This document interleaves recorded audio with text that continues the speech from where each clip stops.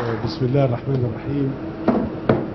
أنا طبعا اسمحوا لي بعد افتتاح مطار الغردقة وميناء الغردقة اللي احنا شفناه النهاردة، أتوجه لكم جميعا بالشكر كل من ساهم في العمل اللي احنا شفناه النهاردة ده.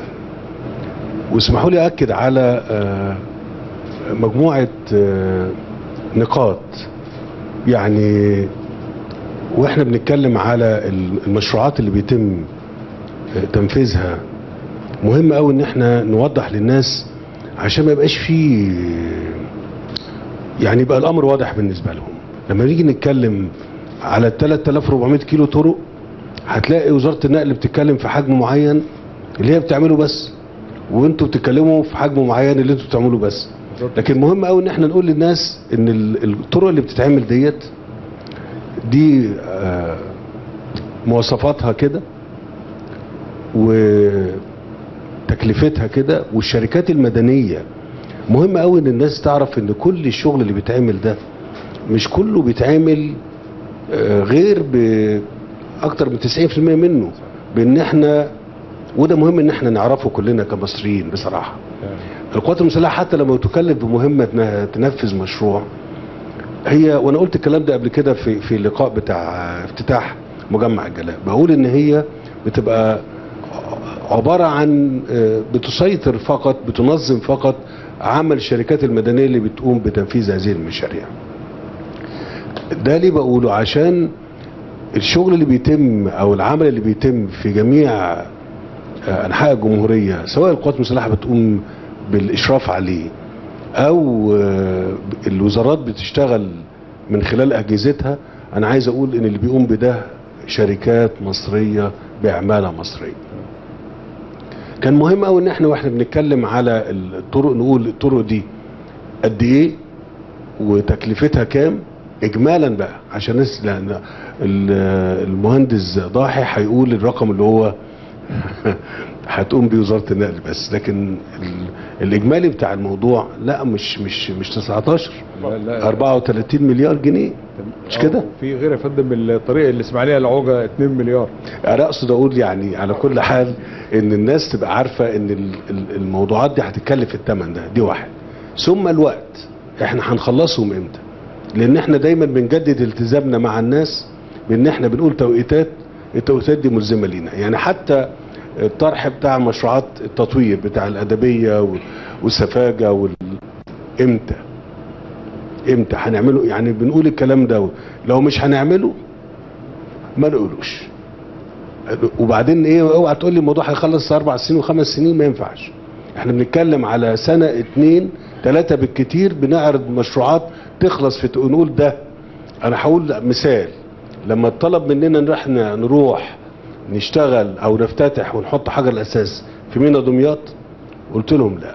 المعدات وصلت؟ قالوا بتوصل. قلت لا، لما المعدات تبقى موجودة والشغل خلاص قائم نروح نحط حجر الاساس. ليه بنقول كده؟ عشان احنا دايما عايزين نأكد لنفسينا وللمصريين ان احنا لن نعلن عن مشروع الا اذا كان اتخذت الاجراءات التنفيذية بالكامل لتنفيذه. دي نقطة. النقطة الثانية، احنا مثلا اتكلمنا على الشون. مهم قوي ان احنا واحنا يعني الناس بتسمع، يعني شو اتقالت في السياق بتاعها ان احنا بنعمل صوامع. لا، الشون اللي احنا بنتكلم فيها هنا نقول ايه؟ ده احنا بنتكلم على 262 شونة انا افتكر. احنا بنتكلم على 164 تم تحديدهم خلاص. انتوا استلمتوا تقريبا 106 شونة منهم، مش كده؟ برضو ارضهم يعني. تمام. نقول بقى ان دول هيعملوا ايه للناس في الريف؟ هيعمل ايه؟ تمام. الشونة اللي احنا بنتكلم عليها دي، اللي احنا بنقول في ابريل القادم لازم تكون الشون دي خالصة على الاقل للي تم استلام ارضهم. طب ليه؟ احنا بنتخلص من الشون القديمة بالنظام القديم اللي كان معمول بيها، اللي كان بيحط الحبوب اللي الناس بتاكلها بيحطوها في العراء كده، تتعرض للفقد والتلف، وكمان يعني تبقى مش آدمية خالص انها تبقى موجودة بالشكل ده. ايه اللي بيتعمل دلوقتي واللي انا بتكلم عليه في ابريل القادم على سبيل المثال. وعشان كده لما حد من حضراتكم يتكلم ارجو ان هو يشرح للناس عشان الناس تعرف احنا بنعمل ده فين الاول، العدد قد ايه، ثم الهدف منه بشكل عام يعني، ثم الوقت اللي هينجز فيه المهم. انا بتكلم على الشون دي، والشون غير الصوامع. الشونه اللي معموله هي عباره عن مكان جديد هيتم في استقبال الحبوب من المزارع المصري، يتم تنقيتها وغسلها وتجفيفها وتعبيتها ثم تخزينها داخل الشونه دي. ثم الشون دي بالكامل مع بعضها هتربط، يعني هيتم ربطها الكترونيا مع الوزاره المختصه بالموضوع عشان يبقى عارف هو عنده ايه على الارض على امتداد الكلام ده. هيعمل ايه لما نقول الكلام ده؟ نقول ده بنعمله، والعدد اللي احنا استلمناه بقول اللي احنا في ابريل القادم عشان مع اول حصاد للقمح الجديد يكون بيتحط ان شاء الله في الشون. انا قلت مثال، المثال ده ينطبق كمان مثلا على، انت قلت المزلقانات. طب ما احنا بنتكلمين على ان احنا في عندنا 28، وانا بقول الارقام دي مش عشان حاجه، عشان اللي بيسمعني يعرف. هو حضرتك طرحت المزلقانات اللي بتتعمل في الصعيد، لكن انا بتكلم على ان احنا الدوله بتقوم. كان مشكله وكانت الناس كلها بتقول مش معقول كده الناس تبقى ماشيه عربيه تعدي القطر يخبطها او بني ادم يعدي، فقلنا نعمل مجموعه المزلقانات ديت 28 كوبري تكلفتهم اكتر من 5 مليار جنيه. دول بيتعملوا والمفروض ان احنا في خلال شهور قليله قادمه تكون انتهوا. يعني احنا المفروض ان احنا يعني اللي اخر كان 30/6 اللي فات، كان 30/6 اللي فات، لكن هم اتاخروا عشان، ودي حاجه انا برضو بوجهها لكل اهالينا اللي موجودين. وبرضو انا قلت الموضوع ده قبل كده، المرافق اللي موجوده في المحافظات ديت من فضلكم الساده المحافظين اجري مع القائم على المشروع عشان هو يقدر يعني بالتعاون معاك ينقل المرافق اللي موجوده عشان يقدر ينهي مهمته او مشروعه في الوقت المحدد ليه. ادي واحد. نمرة 2، المواطنين اللي انتم بتاخدوا منهم اراضي عشان يقام فيها طريق او كوبري او مزلقان او اي حاجه من ديت، لازم، احنا قلنا قبل كده وهقولها تاني لكل الناس اللي بتسمعنا، حق الناس محفوظ. وعشان كده قلت ايه، شوفوا آلية جديدة تدوا للناس. مش كده يا فندم؟ وانتوا توصلتوا لكده، اتعملت خلاص، اللي هو ندي 25% على الاقل للمواطن اللي احنا بناخد منه ارضه الغين لغايه ما نحدد له القيمه الفعليه اللي هياخدها بعد كده. انا بقول ال 28 مزلقان او كوبري ليه؟ لان احنا لما اتكلمنا عليهم قلنا من فضلكم خلوا المزلقان يبقى كوبري يفيد المحافظه، بدل ما يبقى بس على قد، بدل ما يعبر فقط لخط السكه الحديد، لا خليه كمان يفيد المحافظه بشكل او باكتر، بحيث ان هو يبقى اضافه كبيره جدا جدا. انا بقول برضو ده ليه وقلت عددهم كده ليه؟ عشان المواطن المصري. انا اتكلمت في افتتاح الغردقه وقلت ان احنا بنتحرك بشكل جيد. مش ممكن هو هيقدر يعني يستوعب ده مننا الا اذا كنا احنا ناكد عليه ونقول له مره واثنين وثلاثه ايه اللي بيتعمل، وبيتعمل بحجم غير مسبوق. الحجم اللي بيتعمل في مصر النهارده، مش عايز اقول لكم ان احنا الشركات النهارده، الشركات المدنيه انا بتكلم، مش لاقيه عمال، مش لاقيين عمال ولا معدات. انت اتكلمتوا على الزراعه، انا ما حطيتش حجر الاساس للزراعه. ليه؟ لان انا بقول لكم بمنتهى الصراحه كده، لان احنا العدد الابار تقريبا هيبقى من 5000 ل 7000 طبقا لطبيعه البير اللي هيتعمل.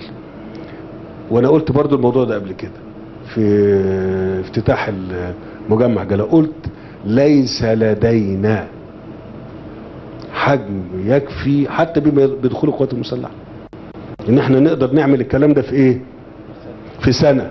كنا عايزين نخش نعمل 1,000,000 فدان في سنه.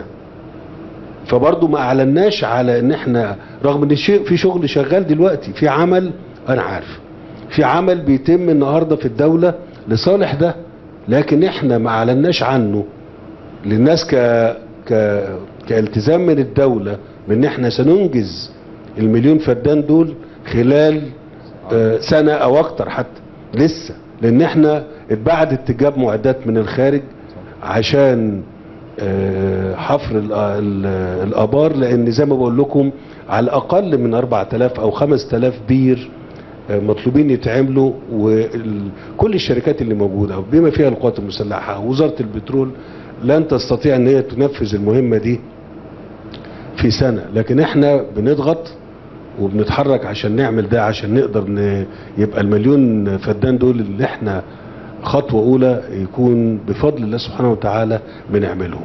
ما دام اتكلمت عن مليون فدان، اسمحوا لي بقى اكلمكم بوضوح.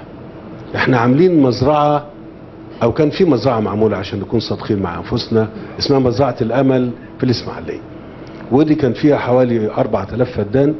المخطط ان احنا نعمل يعني زي مشروع استرشادي على 3000 فدان، وفيها اماكن لسكن المواطنين اللي هم هيشتغلوا في هذا الموضوع. طب انا بقول استرشادي ليه؟ لان احنا على ضوء التجربة اللي احنا عايزين نعملها في مزرعة الامل، هيدينا فرصة نقول لما نيجي نعمل ده على مليون فدان ثم على ال4 مليون، انهي مسار هنتحرك فيه عشان نضمن بس ان المسار هنا مش انشاء، مش ان احنا نعمل، لا احنا هنقدر نتعامل مع المزرعة دي وازاي المواطن يستفاد منها ويشتغل فيها ويتملكها، عشان الكلام ده ينطبق على الاراضي اللي احنا بنتحرك لاستصلاحها لصالح شبابنا. انا امبارح كان اعلن عن شركة ايادي اللي هي للمشروعات الصغيرة والمتوسطة، وبراس مال ضخم طبعا. الكلام ده معمول عشان خاطر مين؟ عشان خاطر ولادنا، او عشان خاطر شباب مصر، عشان عندنا حجم بطالة كبير، فاحنا بنفكر في اكتر من اتجاه، مش على قد المليون فدان بس، ومش على قد حتى الشركة دي، لا احنا بنتحرك بنفتح مجالات للعمل، لان احنا محتاجين يبقى في حجم ضخم. يعني مش معنى ان احنا بنتكلم عن المشروعات وبنتكلم على ان احنا بنتحرك في الموضوع ده وبنعلن عنه، ده معناه ان بقية الملفات اللي موجودة للدولة المصرية مش موجودة. وده مهم قوي ان انا اقوله للناس اللي بتسمعني. اذا كنت بتكلم على ان احنا بنتحرك بقوة كبيرة جدا جدا في ملف التشغيل ومحاربة البطالة، ده معناه ان هل ده الملف ده هو اللي قدام عينينا فقط وبقية الملفات مش واضح؟ لا. مثال، هو النهاردة كنا بنعاني في الصيف اللي فات ويمكن اللي قبل منه واللي قبل منه من مشكلة في الطاقة، كهرباء تتقطع بوقت كبير. طيب احنا الموضوع ده انا بقوله لكل المصريين دلوقتي، انتوا عارفين التكلفة المالية عشان نحل المسألة دي اللي هي ايه؟ ان احنا لا تقف، يعني لا نقابل، لا نواجه، لا نعاني مثل ما عانينا من الصيف اللي فات. عارفين التكلفة المالية كام؟ التكلفة المالية بين وقود وبين محطات، احنا جايبين محطات يعني سابقة التجهيز عشان يعني لان احنا لو عملنا محطة جديدة هتاخد لها 2 3 على الاقل، والناس مش هنقدر نقول ان احنا مش كده ولا ايه؟ فده الرقم بتاع المحطات بس 2.6 مليار دولار. يعني كام؟ يعني اكتر من 20 مليار جنيه. وبالمناسبة الوقود بتاعهم عشان يشتغلوا في سنة عايزين لهم برضو حوالي 15-20 مليار جنيه، يعني بنتكلم في 40 مليار جنيه. يعني يا ترى احنا هنجيب الفلوس دي منين؟ يا ترى احنا هنعمل ده ازاي؟ مهم قوي ان احنا واحنا بنتكلم وبنطرح حلول. نقول طب انا عندي عجز موازنه 250 مليار جنيه، عشان احط كمان 40 مليار يبقى 300 مليار، يبقى اللي احنا كنا مستهدفينه لم يتحقق. احنا عملنا تخفيض لعجز الموازنه من 350. انا بتكلم عشان الناس تسمع، ما دام احنا مهتمين ببلدنا وبنتكلم على مصلحتها واستقرارها، يبقى من فضلكم نسمع. كان العجز 350 مليار، عملنا اجراءات عشان يبقى 250، ما يزيدش عن كده. طب انا النهارده عشان احل مساله الناس بتعاني منها، او الشعب المصري بيعاني منها، او احنا بنعاني منها كمصريين، بتكلم في 40 مليار جنيه. ال 40 مليار جنيه دول ما حدش قال لي هنجيبهم منين. ليه ما حدش قال لي هنجيبهم منين؟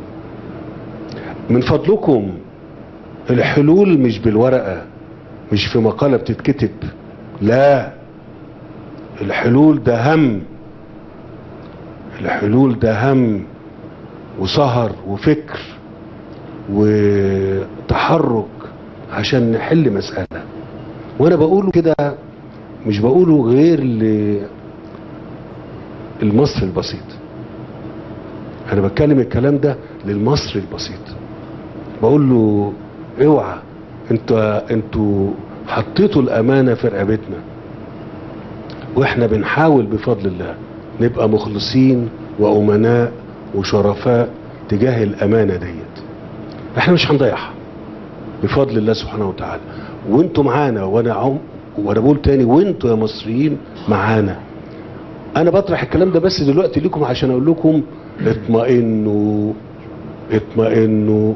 احنا بنتكلم، احنا اول وعد معاكم قلت لكم اصبروا معايا سنتين. قلت اصبروا معايا ايه؟ سنتين. هتشوفوا بفضل الله سبحانه وتعالى تباعا. يعني الناس اللي بتشتغل معانا في كل المجالات بيقول لك انتوا مستعجلين قوي كده ليه؟ فبنقول لهم لان احنا متاخرين قوي، بس مش يعني عشان احنا مستعجلين، عشان احنا متاخرين بس كده. دي واحده. نمره اتنين، عشان الناس كمان مستنيه مننا كتير، لانها صبرت قوي السنين اللي فاتت كتير، فده مهم قوي ان هم يشوفوا بسرعه. انا حبيت بس اتكلم في النقطه بتاعت ان احنا ازاي نتكلم على حاجتنا او على المشروعات اللي بنشتغل فيها، عشان الناس تبقى مجمعه الموقف، تبقى عارفه ايه اللي بيتم النهارده على امتداد الجمهوريه بالكامل. طب اتكلم على القرى الاكثر فقرا، انت اتكلمت على عدد معين، رغم ان العدد اكتر من كده. احنا متكلمين في 1.5 مليار لصالح الثلاث قرى لكل محافظه، مش كده يا فندم؟ غير ان احنا بنتكلم في مشاريع صرف صحي ل 750 قريه اذا كنت انا فاكر الرقم. لا، ده الدنيا بتتحرك بمعدلات ما كانتش حد يفكر انها بتتعمل بيها. ولسه الاسكان غير الاسكان.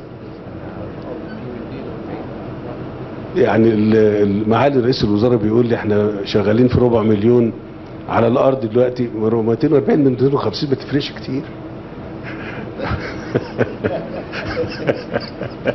يعني بيقول لي 240,000، فانا بقول 250,000. طبعا هنخليهم 250,000.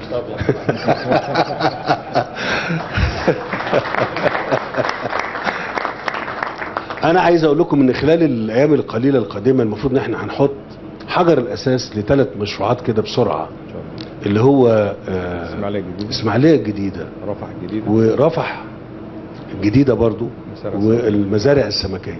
انتوا عارفين المزارع السمكيه احنا بنتكلم في قد ايه؟ بس مش هنتكلم عن المشروع الا واحنا بنحط الحجر الاساس بتاعه. وبالمناسبه ده معناه بدل حطينا الحجر الاساس بتاع المشروع، يبقى ده معناه ان احنا خلصنا كل الدراسات والاجراءات والمعدات والاموال المطلوبه لعمل هذا المشروع. عشان المشكله ان الناس ما تحبطش، والناس تبقى مطمنه لبكره، ويبقى في مستقبل وفي امل حقيقي. والامل والمستقبل الحقيقي هو مش كلام نقوله للناس، لا، ده عرق وجهد وإرادة حقيقية عشان ده هم الناس تشعر بيه، يشوفوا حاجه في لاولادهم ولاحفادهم بعد كده ان شاء الله. انا بشكركم كلكم، يعني بوجه الشكر ل الساده اللي شاركوا في العمل اللي احنا كنا موجودين فيه، وللقوات المسلحه، وللحضور اللي موجود معانا هنا، ولمحافظه الغردقه، وحتى للناس اللي هي خرجت تستقبلنا وتحيينا في محافظه الغردقه. متشكرين ليكم، متشكرين ليكم.